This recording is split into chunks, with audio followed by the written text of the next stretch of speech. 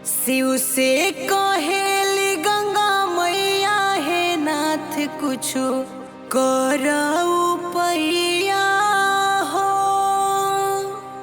शिव से कहेली गंगा मैया हे नाथ कुछु करऊ पैया हो।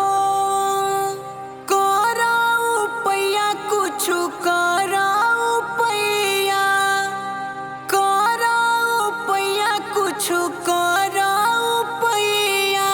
जग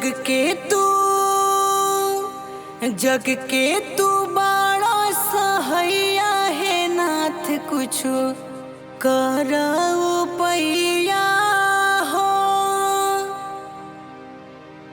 हमरा के भेजला करे के भलाई, छूटे रोआई अब अरे धरती पर आई।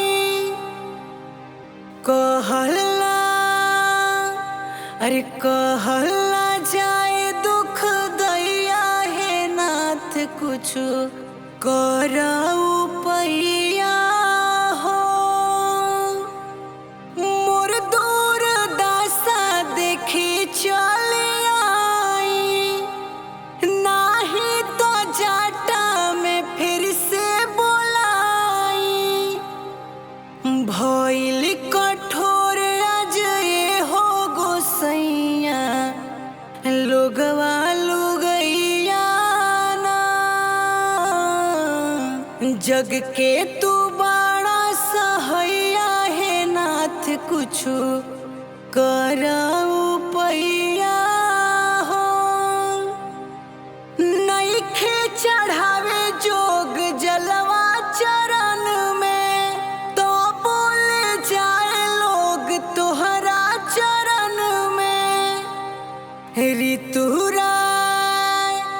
ऋतुराय करे दोहैया हे नाथ कुछु करऊ पैया हो।